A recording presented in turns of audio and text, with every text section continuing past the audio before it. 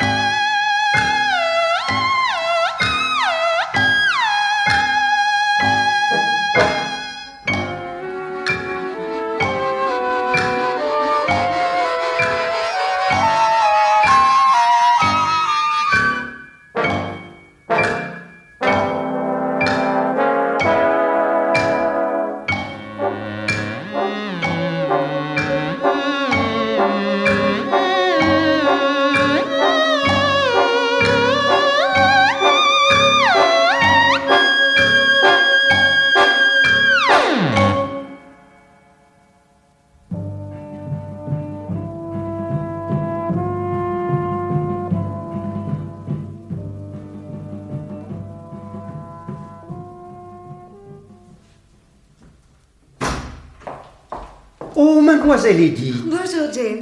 Monsieur est là? Oui, mademoiselle, dans son bureau. Comme il va être content de revoir mademoiselle. Non, ne vous dérangez pas, je connais le chemin. Bon, James. Mademoiselle? J'ai laissé dans la voiture une petite caisse. Soyez gentil de la porter à mon parrain. Bien, mademoiselle. Entrez. Coucou. Oh, Edith, ma petite fille. Bonjour, parrain. Oh, ça, c'est une bonne surprise. Tu as une mine superbe. Eh bien, quand es-tu rentré à Londres? Hier soir par avion. Ma première visite est pour vous. Je n'en attendais pas moins de toi. Eh, viens t'asseoir ici, tout près. Allez. Raconte. Alors, ce séjour en Écosse. Oh, formidable. Le château de Lorivans date du XIVe siècle. Oui. Dès mon arrivée, il m'a dit « J'ai beaucoup aimé la façon dont vous avez modifié le parc de Lady Howell. Voici le mien, faites-en ce que vous voudrez. » Et comme d'habitude, tu as fait un chef-d'œuvre. Oh, non, n'exagérons rien. Mais ce ne sera pas mal. Et ton lord a été content? Oh, emballé. Pas trop tiré sur les prix? La gentry est tuée d'impôts. Il m'a pourtant payé ce que je lui demandais. Alors tu as gagné beaucoup d'argent. Agréablement. Sais-tu, mon petit, que je suis très fier de toi. Et pourquoi, mon vieux? Pour une fille qui a perdu ses parents très jeunes, avoir décroché le diplôme d'architecte et être devenue l'une de nos plus brillantes décoratrices de jardin, c'est beau. Oh, si. Vous m'y avez bien aidé. J'en suis récompensé. Oh, cher parrain. Je n'ai que vous au monde. Oh, que moi. Et ton fiancé. À propos, comment va-t-il, l'heureux Harold? Très bien, merci. Après 2 mois d'absence, vous avez dû être content de vous revoir. Oui? Comme tu as dit ça. Quelque chose ne va pas? Non, tout va très bien. Alors, quand est-ce que je vous marie? Je ne sais pas. Mais vous deviez fixer une date dès ton retour. Nous nous sommes vus que très peu hier soir. On n'a pas eu le temps. Oh, puis il arrivera ce qu'il arrivera. Qu'est-ce que tu veux dire? Ça, est-ce que tu ne l'aimerais plus? Je crois que je l'aime chaque jour davantage. Et c'est bien ça le malheur. Quoi? C'est lui qui ne t'aime plus? Oh, je n'en sais rien. Alors, que se passe-t-il? Non, ne vous inquiétez pas. Les histoires d'amoureux, ça finit toujours par s'arranger. Tu me rassures. Entrez. Oh, James, posez cette caisse près de monsieur. Merci. Mon petit parrain, je t'ai rapporté ça d'Écosse. Qu'est-ce que c'est? Une cornemuse? Oh non, du whisky. 25 ans d'âge. Tu as fait des folies. Non, je vous dois bien ça. Malheureusement, tu sais, je ne bois plus beaucoup. Il faudra vous y remettre? C'est bien fini tout ça. Il y a des jours où je me demande ce que je fais encore sur Terre. Il n'y a que ton whisky qui gagne à vieillir. Allons donc. À 72 ans, vous en paraissez 65. On ne vit que d'illusions, celle qu'on donne aux autres. Voulez-vous ne pas parler ainsi? Quand on ne peut pas finir ses jours exactement comme on le souhaiterait, il vaut mieux s'en aller. Un simple geste, ce serait si vite fait. Taisez-vous. Mais qu'est-ce que vous souhaitez donc? Tu le sais très bien. Mais puisque c'est impossible. Et comme ça, vous envisageriez sans regret de nous quitter, Georges et moi? Te quitter, toi, ça me ferait beaucoup de peine. Quant à Georges, il est marié, il a un enfant. Il se fiche pas mal de moi. Oh non, ne croyez pas ça, il vous aime beaucoup. Comédie. Georges est une brute et un bon à rien. Vous n'allez pas devenir misanthrope. Non, un changement de décor vous ferait du bien, je vous l'ai déjà dit. James est convaincu qu'à la campagne, vous iriez beaucoup mieux. Oh, celui-là avec sa compagne. Eh bien, réjouis-toi, mon petit. Je viens d'acheter une maison à Hampton, sur les bords de la Tamise. Et vous ne le disiez pas? Bravo! Je crois bien que je l'ai acheté surtout pour faire plaisir à mon valet de chambre. Oui, c'était son rêve. Depuis 45 ans qu'il est avec moi, je lui devais bien ça. Hampton est à 25 km de Londres, on pourra aller vous voir souvent. Et tu auras ta chambre? Merci. Tu verras, j'ai un grand parc. J'aimerais que tu me dises ce que tu en penses. Avec joie. Devant la maison, il y a une immense pelouse coupée par une allée. Oh, c'est merveilleux. Je voudrais des fleurs, beaucoup de fleurs. Et puis pour le reste, tu auras sûrement d'excellentes idées à me proposer. Tu ne voudrais pas aller voir ça le plus tôt possible? Bien sûr. Quelle heure est-il? 2h15. Voulez-vous que nous y allions tout de suite? Je vous emmène. Je ne peux pas, mon petit. Je vais voir Georges. Il m'attend chez lui, à Byfleet, à 3h. Écoute, il y aurait une chose très simple. Oui. Je te donne les clés de la propriété. Tu y vas, tu regardes. Tu envisages des transformations à faire, et moi, pendant ce temps-là, je suis à Byfleet, et après ma visite à Georges, je te retrouve à Hampton à 4h. D'accord? Eh bien, d'accord. Tiens, voilà la clé de la grille. Celle-là, tu vois? Oui. Et celle de la maison. Parfait. L'adresse? 24 River Street. Tout de suite à l'entrée du pays. C'est noté. Vous serez bien là-bas à 4 heures. Si je suis en retard, je t'autorise à t'inquiéter. Pourquoi me dites-vous ça? Sait-on jamais. Comment allez-vous là-bas, en voiture? Naturellement. Quelqu'un vous accompagne? Non, Je n'aime pas beaucoup vous voir conduire sans personne avec vous. je ne conduis pas bien. Si, très bien. Vous allez trop vite. Vous auriez un étourdissement. Je n'ai jamais rien eu de semblable. J'ai mon pied bon oeil. Et je te dis à tout à l'heure. Allez, maintenant, file. À tout à l'heure, parrain. Au revoir, James. Au revoir, mademoiselle. James. Monsieur. James, je sors la voiture et je m'en vais chez Georges, à Byfleet. Puis j'irai retrouver Edith à Hampton. Mon par-dessus, mon chapeau et mon appareil photo, je vous prie. Voilà, monsieur. Monsieur sort tout seul? Vous y voyez un inconvénient? Oh, avec ces automobilistes qui conduisent comme des fous. Qu'est-ce que vous craignez? Un accident? Ça arrive plus vite que des rangs. Eh bien, mais ce serait parfait. Mourir comme ça sur le coup, je ne souhaite pas autre chose, et le plus vite possible. Oh, monsieur. Mais qu'est-ce que monsieur a donc? Ce que j'ai, assez de vivre seul, James, tout simplement. Depuis la mort de ma femme, je ne supporte pas la solitude. Voilà. Mais moi, je suis là. Vous, James, ce n'est pas tout à fait la même chose. Voyez-vous, le drame de la vieillesse, ce n'est pas qu'on se fait vieux, c'est qu'on reste jeune.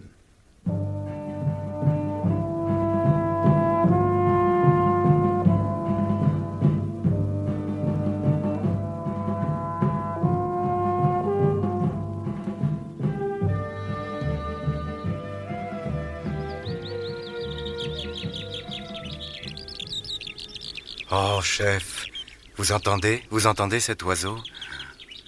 Pas mal. Chez nous, on a des perruches sur la fenêtre de la cuisine. Elles nous réveillent en gaieté tous les matins. C'est pas désagréable. Joli, ce petit bois. Ça, je dois dire, j'aimerais mieux cueillir du muguet que de sculpter ce cadavre. Il faut bien vivre. Alors, monsieur l'inspecteur? Quel âge avait-il?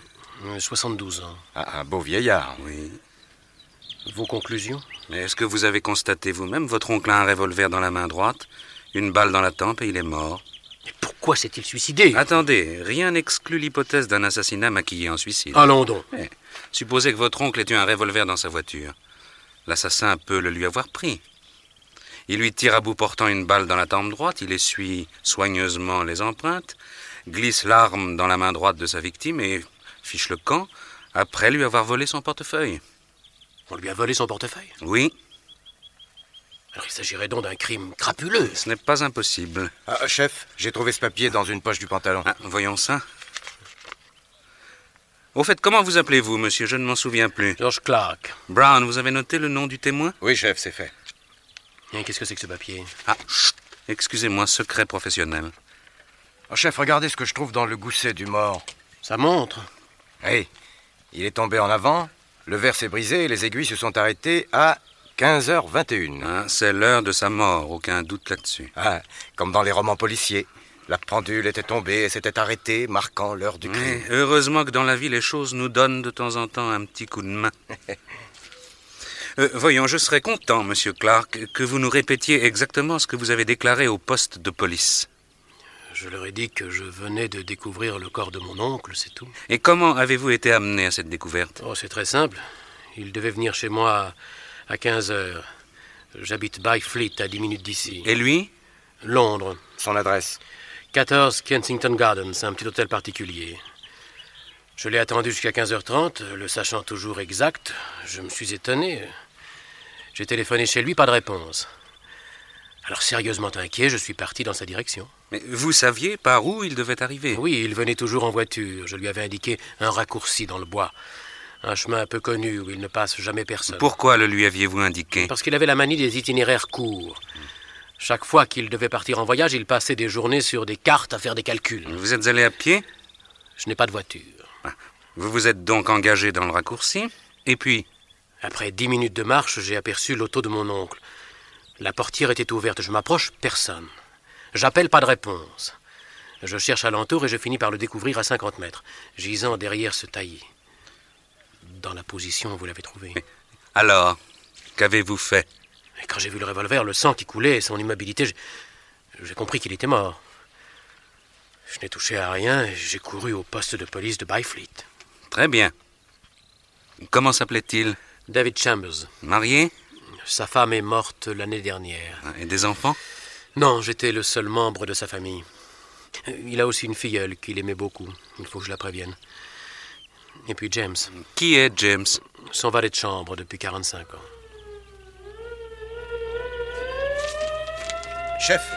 Chef, on vient prendre le corps. Mais où va-t-on le transporter? À la morgue pour l'autopsie.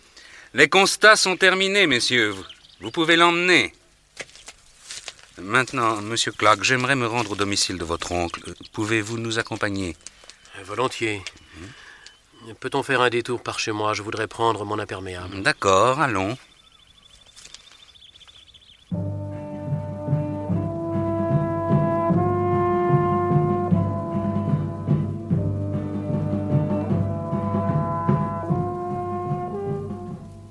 Allô? Allô, je suis chez Monsieur Clark. Oui. C'est Betty? Oui, qui est à l'appareil? C'est Edith. Bonjour Betty. Mon parrain devait passer voir votre mari à 3h et me rejoindre ici à 4h. Où êtes-vous? Dans sa propriété de Hampton. Il est 4h30 et je ne le vois pas. Je commence à m'inquiéter. Il est encore chez vous? Non. Il n'est pas venu. Parce que? Une chose épouvantable, Edith. On l'a trouvé mort dans le bois, à 10 minutes de chez nous. Mort? Ce n'est pas vrai. Ce n'est pas possible. Qu'est-ce qui lui est arrivé? Une crise cardiaque? Non. Georges l'a découvert la tempe trouée d'une balle et un revolver à la main. Il s'est suicidé? On ne sait pas encore. Il faut appeler la police tout de suite. C'est ce que Georges a fait. Il s'agit peut-être d'un crime maquillant suicide. Le portefeuille a été volé. Mais par qui? Par des maraudeurs? C'est ce qu'on cherche à savoir. 2 inspecteurs de Scotland Yard ont commencé l'enquête. Ah bon? Oh, ma pauvre Betty, je n'ai plus de jambes. Et où est le corps? À la morgue. Georges est parti avec les policiers au domicile de l'oncle. Bon, bien, je les rejoins tout de suite. Et vous, Betty, comment ça va? Toujours pareil. Georges n'est pas un peu plus gentil? C'est sans espoir. À 35 ans, on ne change plus. Oh, qui sait? Bon, je file à Londres. Hein. Au revoir, Betty, à bientôt. À bientôt, Edith.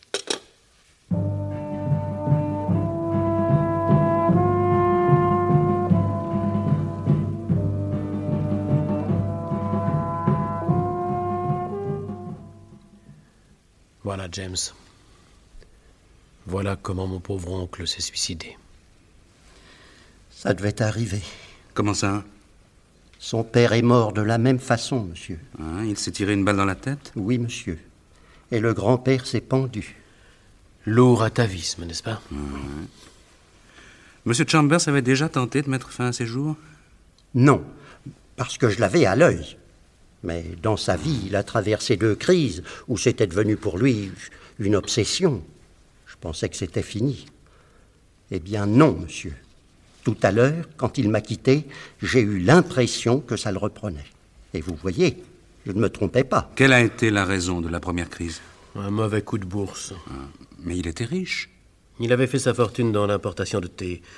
Et tout d'un coup, il s'est trouvé ruiné. S'il n'y avait pas eu James et ma tante, il se serait fait sauter la cervelle. Ah, on a passé des moments terribles. Et puis, petit à petit, il a repris courage. Et quelques années plus tard, il avait récupéré bien au-delà les fonds qu'il avait perdus. Et la seconde fois? C'est il y a 18 mois, quand ma tante a découvert qu'il avait une maîtresse. Oui, monsieur adorait cette pauvre madame qui était la bonté même. Il ne supportait pas de lui avoir fait de la peine. Oh, pourquoi faut-il qu'il ait rencontré cette créature? Vous parlez de la maîtresse? Oui, monsieur. Pensez qu'elle avait 25 ans de moins que lui. Et ça durait depuis 24 ans.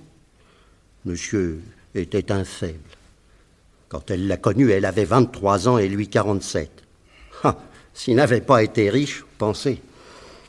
Lui, il était persuadé que c'était pour ses beaux yeux. Il s'est pris au jeu et finalement, elle lui est devenue indispensable. C'est sûrement à cause d'elle qu'il s'est tué. Expliquez-nous ça. Eh bien, monsieur, elle l'avait envoûté. Oui, envoûté, c'est le mot.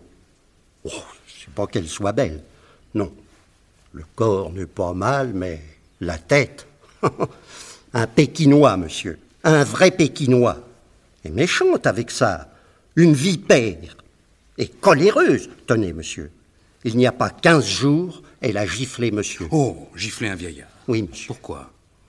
Parce qu'il ne voulait pas l'épouser. Ou plutôt parce qu'il ne le pouvait pas. Lui, le pauvre monsieur, il ne demandait que ça. Mais sur son lit de mort, madame lui avait fait jurer de ne jamais se remarier. Et il avait juré. Depuis, cette femme lui faisait des scènes terribles pour le faire changer d'avis. Et lui, il était pris entre son serment et l'envie qu'il avait de finir ses jours avec elle. C'est shakespearien. Ah, ça, monsieur, je ne sais pas.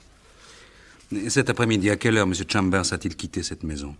À 2h30. Et il est parti seul? Non, avec madame Bell. C'est le nom de la maîtresse. Oui, monsieur. Monsieur devait aller seul chez monsieur Georges. Puis, après, il aurait rejoint mademoiselle Edith, sa filleule. Elle l'attendait dans la propriété qu'il venait d'acheter à Hampton. Et par la fenêtre du premier, j'ai regardé monsieur sortir la voiture du garage. Et il allait partir quand madame Bell est arrivée. Il a paru surpris de la voir.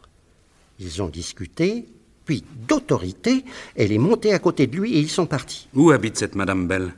Oh, à 2 pas d'ici, monsieur. Elle est venue s'installer près de monsieur, vous pensez? Adresse?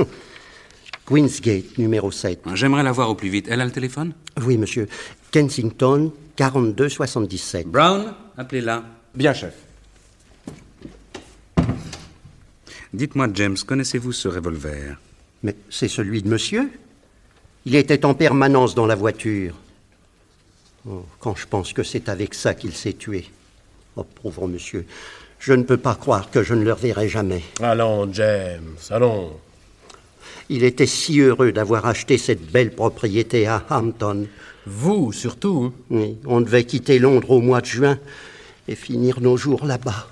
Et à sa mort, vous deveniez propriétaire de la petite maison au fond du parc. Oui, monsieur avait eu la bonté de penser à mes vieux jours. Oui. Oh, mais n'en parlons plus. Non, ça me fait trop de peine. Mais de son vivant, où auriez-vous habité, James?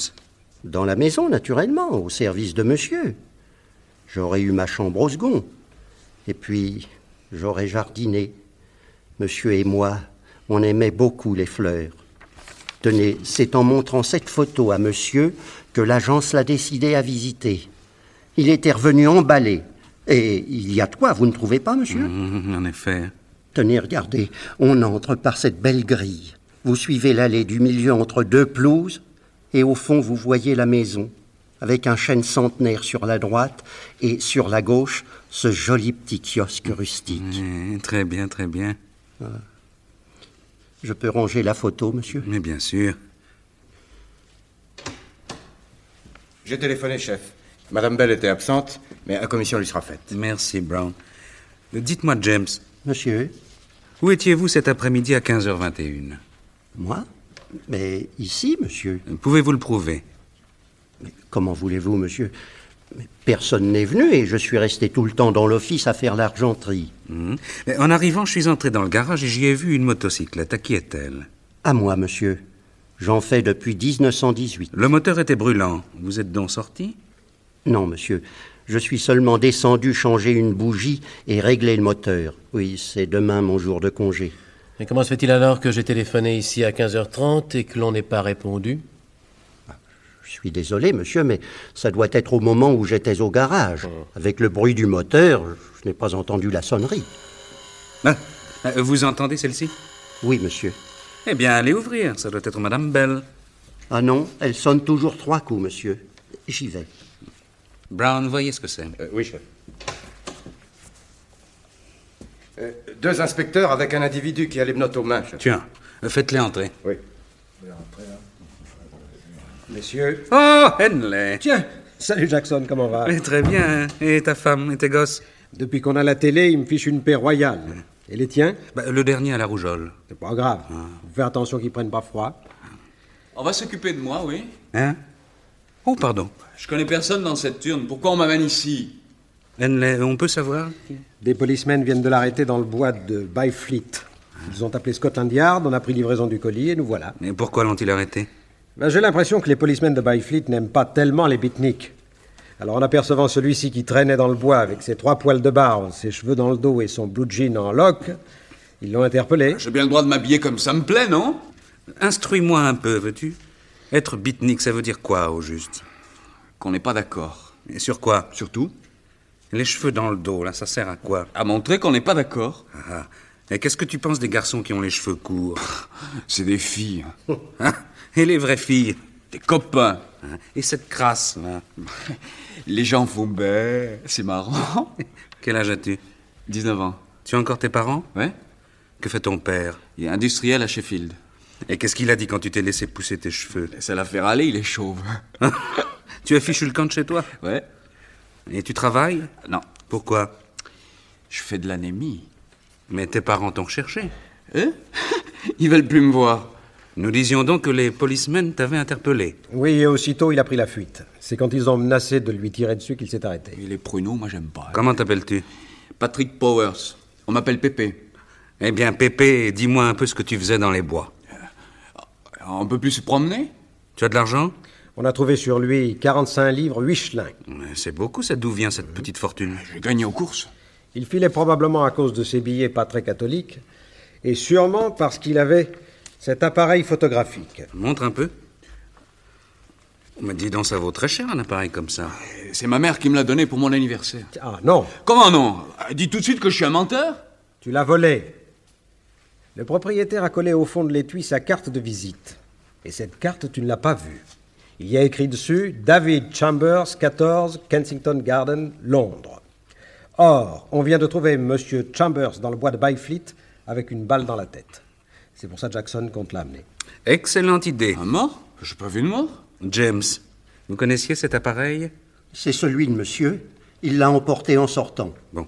Alors, explique-nous un peu dans quelles conditions tu l'as volé. Oh, volé. Allez, parle! Je marchais dans les bois quand j'ai vu une bagnole arrêtée et la portière ouverte. Alors, personne autour. Et sur la banquette, cet appareil traînait. J'ai eu qu'à allonger la main. Pourquoi les gens rangent pas leurs affaires aussi? Oui, hein? Pourquoi? Et pour le portefeuille, comment ça s'est passé? Portefeuille? Et quel portefeuille? Celui que tu as volé. Mais- Parce que pour l'argent gagné aux courses, moi je ne marche pas. J'ai pas pu voler un portefeuille, j'ai vu personne. Veux-tu que je te dise, moi, comment les choses se sont passées? Allez, amusez-moi.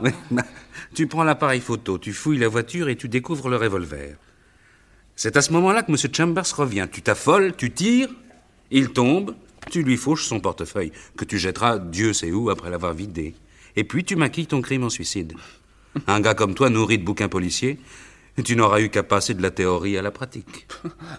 C'est pas comme ça que les choses se sont passées? Brillante imagination. Vraiment? Alors peux-tu me dire où tu étais à 15h21? J'en sais rien, moi. J'ai pas de nom. Prends garde. Si tu ne te défends pas mieux que ça, on peut t'inculper d'assassinat et t'en coller pour 20 ans.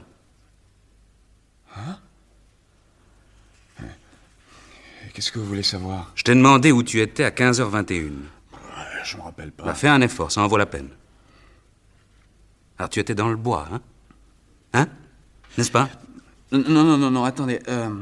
Ah oui, j'ai bu un drink dans un pub de Byfleet. Le nom? Ça... Il n'y avait pas un nom sur la devanture ou une enseigne? Je me rappelle pas. Ah si, Cromwell. Oui, c'est ça, le Cromwell. Même qu'il y avait une horloge au-dessus du bas et qu'elle marquait 15h20. Oh, quelle précision. Enfin, 3 minutes près. On ira voir ça. Pour ma part, je souhaite que ton alibi soit confirmé et que tu t'en tires. J'aime bien les gosses, mais pas dans mon boulot. 3 coups, c'est Madame Bell. Je vais ouvrir. Monsieur Clark, vous connaissez cette dame? Non, James m'en a souvent parlé, mais je ne l'ai jamais vue. Messieurs? Madame Bell. Oui. Ma bonne m'a dit qu'il était arrivé quelque chose à Monsieur Chambers. J'ai une pénible nouvelle à vous apprendre, Madame Bell. Monsieur Chambers est mort cet après-midi. Il s'est suicidé, l'imbécile. Dieu que les hommes sont bêtes. Mais qui êtes-vous, monsieur? Inspecteur Jackson de Scotland Yard. Dites-moi, Madame Bell, au début de l'après-midi, vous êtes montée dans la voiture de Monsieur Chambers. Non. Ah, si, madame, si. Mais comment le savez-vous? J'ai vu madame de la fenêtre du premier. Vous n'avez rien d'autre à faire? Mais qu'est-ce que c'est que cet espionnage? Êtes-vous parti, oui ou non, avec Monsieur Chambers? Oui. Il comptait sortir seul, je crois. Oui, mais je lui ai dit que j'avais à lui parler. Je suis monté dans sa voiture et nous sommes partis. Vous entreteniez avec Monsieur Chambers des relations, disons, sentimentales. Ne vous donnez pas tant de mal, j'étais sa maîtresse. Ah, depuis longtemps? 24 ans. Et vous saviez où il se rendait en voiture? Oui, chez son neveu, George Clark. Et vous auriez été reçu? Ah, ça non, par exemple. Tiens, vous êtes là, vous. Soyez tranquille, mon petit. Je serais resté dans la voiture. Regardez, inspecteur, comme il me déteste, celui-là aussi. Autant qu'Edith, la filleule de mon pauvre David. C'est bien simple, inspecteur, tous ces gens me détestent. Ils pourraient pourtant me considérer un peu comme de la famille. Pendant 24 ans, j'ai assisté à toutes leurs cérémonies, mariage, baptême, enterrement. Oh, derrière un pilier, bien sûr. Vous connaissez Backstreet? Bien, je suis la femme de Backstreet. Et personne ne vous y a obligé. Pendant des années, vous avez influencé mon oncle contre nous. Chaque fois qu'il avait une réaction regrettable vis-à-vis de sa femme, d'Edith ou de moi... Ou de moi, monsieur. Il n'y avait pas besoin de chercher d'où ça venait. C'est vous qui aviez tiré les ficelles. Mon oncle a longtemps hésité à acheter cet hôtel particulier, inspecteur. En fait, c'est elle qui ne voulait pas. Parce qu'à sa mort, cet argent lui aurait filé sous le nez. Dites le contraire. Je ne vous répondrai même pas. Monsieur Chambers, madame, est mort cet après-midi à 15h21. Très exactement. Où ça? Dans le bois de Byfleet. Et vous le savez aussi bien que moi. Mais comment le saurais-je? À ce moment-là, je n'étais déjà plus avec lui. Expliquez-vous. Mais c'est de l'inquisition. Mais ce qui s'est passé entre lui et moi ne regarde personne. Ça regarde la police, et si vous refusez de parler, ça va se gâter. Bon, ne vous fâchez pas. Eh bien, puisque vous voulez tout savoir, pendant que nous roulions, j'ai exprimé une fois de plus à Monsieur Chambers ma volonté de l'épouser. Voyez-vous ça? Mais dites donc, je suis veuve depuis l'âge de 21 ans. J'en ai 47, et j'ai sacrifié à votre oncle le meilleur de ma vie. 24 ans, ça compte, il me semble. Et vous aurez beau dire, c'est moi qui étais sa vraie femme. La légitime, elle n'était qu'une pauvre créature. Oh, je ne laisserai pas insulter la mémoire de madame. Ah, je dis les choses telles qu'elles sont, James. Et vous savez fort bien que c'est auprès de moi que votre maître a connu le vrai bonheur. Lui-même, ne vous l'a-t-il pas dit? Oui, une fois. Quand je pense que je me suis sacrifié au bonheur d'un homme pendant 24 ans, et toujours dans l'ombre, toujours la conspiration du silence, comme si on avait honte de moi. Mais vous ne trouvez pas, inspecteur, qu'une fois sa femme morte, je méritais qu'il m'épouse au grand jour? N'avais-je pas droit à un peu de justice, moi aussi? Vous vouliez porter son nom pour avoir le droit à l'héritage. Mais mon pauvre petit, je suis 10 fois plus riche que lui. Laissez-moi rire. Mais personne ne sait encore qu'à plusieurs reprises, j'ai prêté de l'argent à votre oncle. Beaucoup d'argent. D'où venait-il? De mon mari. Je l'ai épousé à 18 ans, il est mort quand j'en avais 20. C'est faux, monsieur l'inspecteur. Son mari n'avait aucun moyen. J'ai fait faire une enquête. L'argent qu'elle possède, c'est mon oncle qui le lui a donné. Monsieur Chambers vous a-t-il remboursé les fonds que vous lui avez soi-disant prêtés? Il devait le faire cette année. En attendant, il m'a signé des reconnaissances de dette et je les montrerai à qui de droit le moment venu. Faudra bien que M. George Clark, ici présent et légataire universel, me rembourse ce que me devait son oncle. On verra si à ce moment-là il garde sa superbe. L'oncle ne vous doit rien, c'est un héritage déguisé. Oui, nous y reviendrons. Mais pour le moment, je voudrais savoir, madame, ce qui s'est passé au cours de cette conversation en voiture. Eh bien, j'ai démontré une fois de plus à David qu'il avait le devoir de m'épouser pour satisfaire à mon amour et à mon honneur. Et qu'a-t-il répondu? Qu'il ne le pouvait pas, ayant juré à sa femme de ne pas se remarier. Enfin, des stupidités. La fureur m'a prise et je lui ai dit de stopper la voiture. Il n'a pas voulu, alors j'ai arraché la clé de contact. Il a bien fallu qu'il s'arrête. Je suis descendue et en lui jetant sa clé à la figure, je lui ai crié adieu pour toujours. Tu ne me reverras plus jamais. J'ai tourné un coin de rue et je me suis cachée dans une porte. Il m'a cherché longtemps. C'est grotesque, un vieux qui court après une femme. Enfin, ne m'ayant pas trouvé, il est remonté dans sa voiture et il est parti. En roulant dans le bois de Byfleet, il aura entrevu la vie qu'il allait avoir sans moi, seul, tout seul. Il n'aura pas résisté et il s'est tiré une balle. Une balle? Tiens, comment le savez-vous? Vous me dites qu'il s'est suicidé? Il aurait pu se pendre. Dans un bois. Vous saviez qu'il avait un revolver? Non. Je ferai remarquer à madame que c'est elle qui le lui a donné. Moi? Ah oui, c'est possible. Je ne m'en souvenais plus. Et vous prétendez avoir quitté M. Chambers avant le drame? Oui. Où étiez-vous arrivé à ce moment-là? À Kingston? Quelle heure était-il? 15h10. Comment le savez-vous si exactement? Eh bien, parce que j'ai gagné la gare et j'ai attendu 10 minutes le train de 15h20 pour Londres. Vous pouvez en fournir la preuve? Interroger l'employé du guichet où j'ai pris mon billet. On m'a souvent dit que lorsqu'on m'avait vu une fois, on ne pouvait pas m'oublier. Puisse cet alibi être exact, madame? Parce que? Il n'est pas impossible que M. Chambers ait été assassiné. Allons donc. Et vous me soupçonneriez d'être la meurtrière? Pour moi, tout le monde est coupable jusqu'à preuve du contraire. Et je l'aurais tué pour quelle raison? Un coup de colère. Madame est si violente. Peut-être aussi un impérieux besoin d'argent. Mais je viens de vous dire... Permettez-moi d'émettre de sérieux doutes sur le bien fondé de ces soi-disant reconnaissances de dettes signées par M. Chambers. Mais c'est une infamie. C'est trop souvent un moyen de léguer sa fortune en évitant des charges fiscales aux bénéficiaires.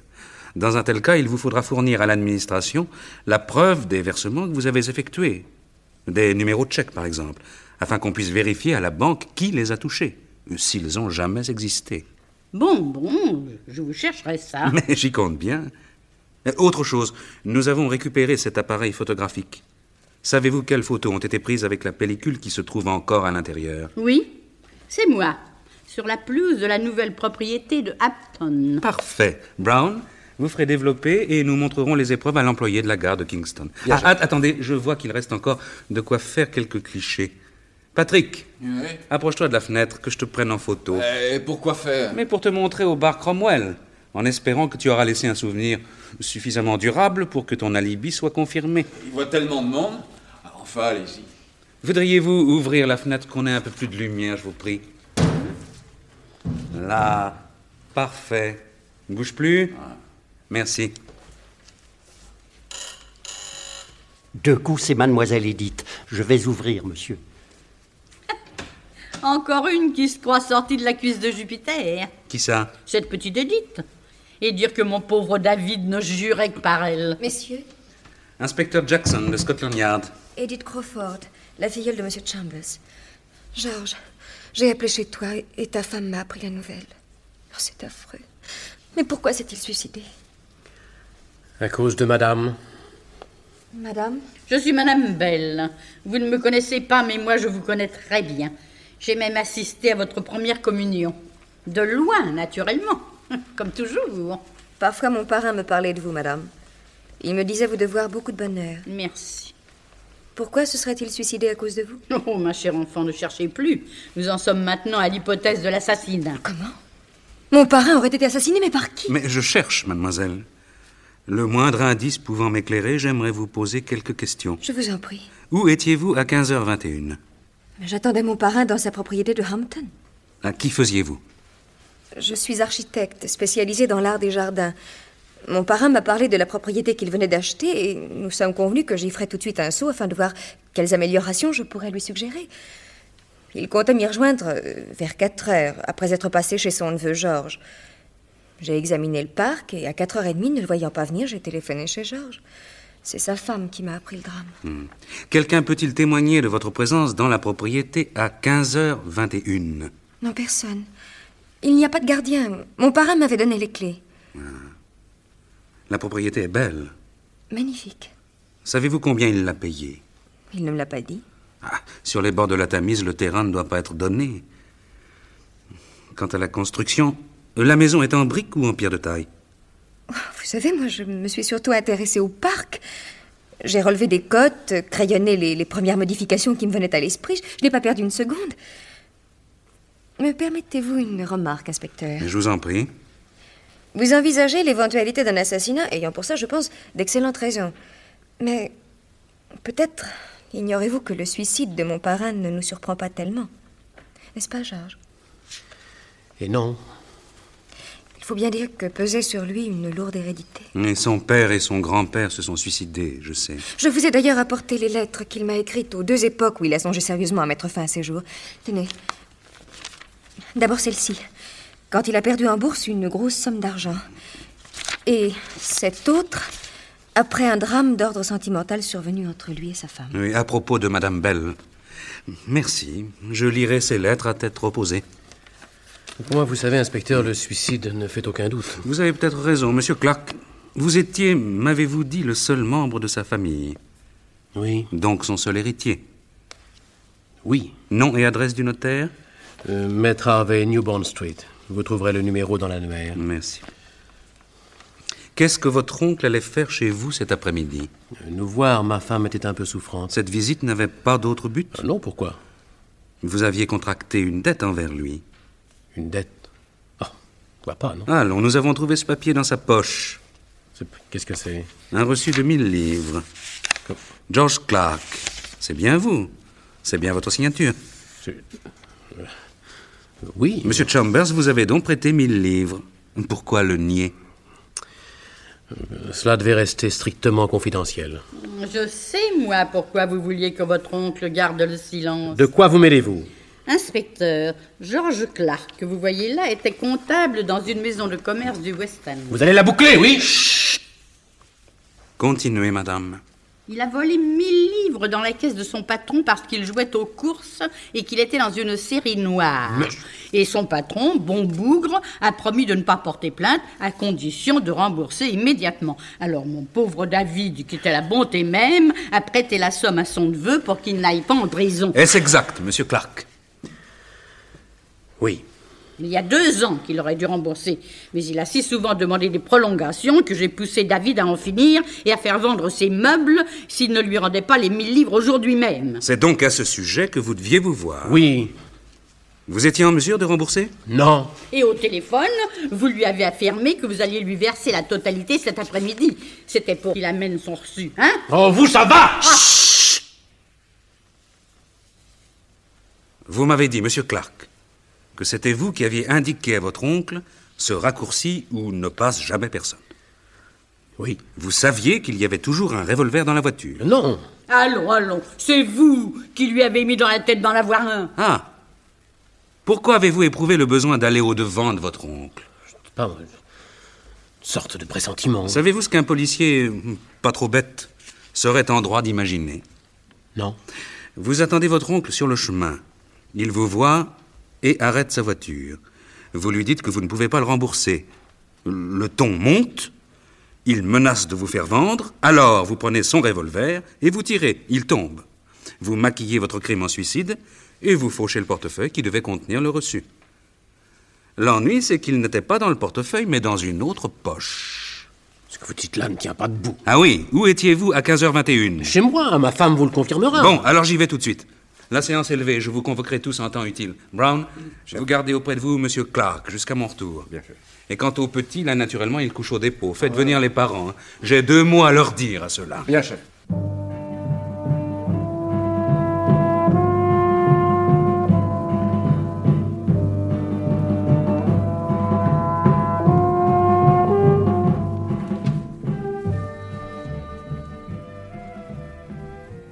Chef, je peux faire entrer dans votre bureau mademoiselle Edith Crawford? Mais naturellement qu'elle entre. Bonjour, mademoiselle. Bonjour, inspecteur. J'ai reçu votre convocation. Vous êtes la première. J'attends les autres d'une minute à l'autre. Asseyez-vous donc. Merci. Alors, où en êtes-vous? Eh bien, honnêtement, depuis 3 jours, je nage. Qu'est-ce que vous voulez dans cette affaire? C'est comme dans tant d'autres.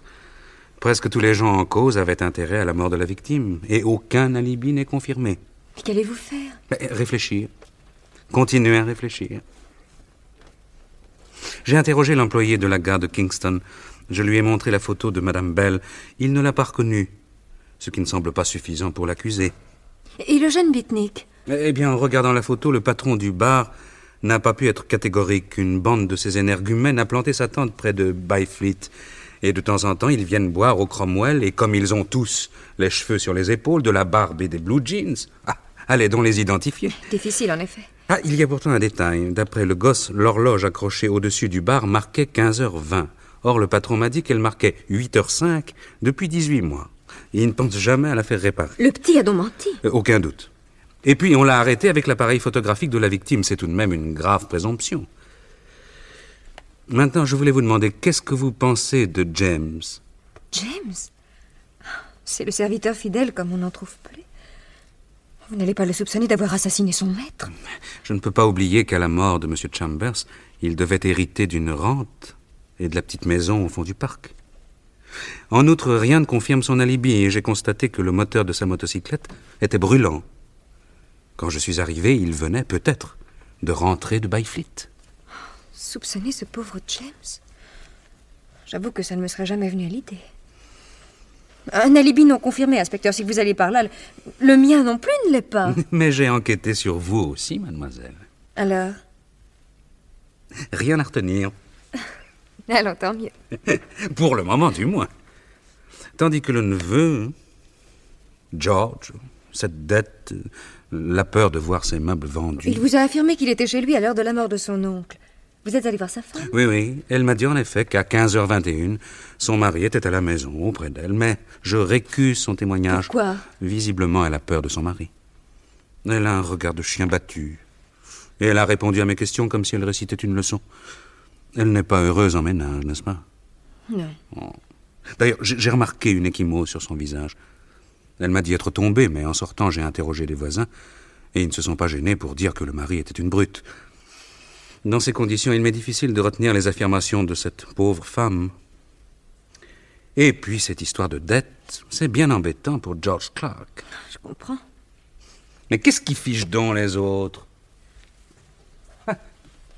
Tenez, voilà les épreuves de la pellicule qui restait dans l'appareil photo de votre parrain. Vous allez admirer Madame Bell. Oh là là. Elle n'est pas jolie. Personnellement, je préfère la propriété. Moi aussi. Vous auriez fait mettre des fleurs dans tout ça, vous? Oh, naturellement. Le grand chêne à gauche est splendide. Ah, oui. Mais ce kiosque rustique à droite... Hein. Oh oui.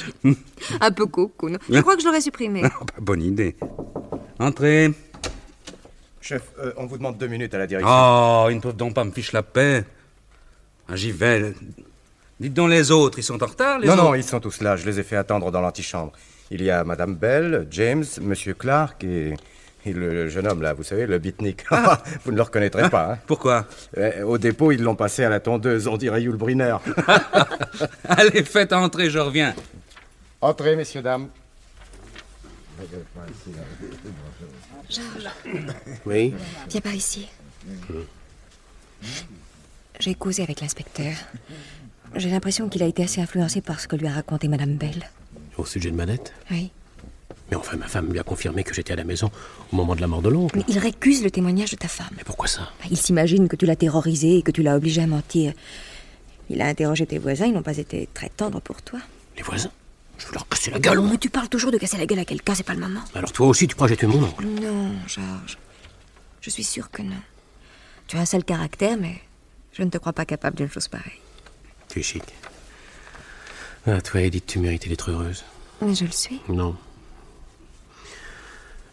Ton pseudo-fiancé, comment déjà? Harold? Oui. Eh bien, pendant que tu étais en Écosse, quelqu'un m'a parlé de lui. Qui? Un copain que tu connais pas. Edith, je t'aime assez pour te dire la vérité. Enfin, ce que j'en sais. Ça m'ennuierait qu'il se pète à tête. C'est-à-dire? Tu ne sais peut-être pas qu'en ton absence, il s'est mis en ménage avec une Américaine très riche. Et qu'il se fout pas mal de toi. Ce n'est pas vrai. Harold est un type très bien, je te défends. Voilà le flic. Excusez-moi de vous avoir fait attendre. Si vous voulez bien vous asseoir sur cette banquette, les uns à côté des autres.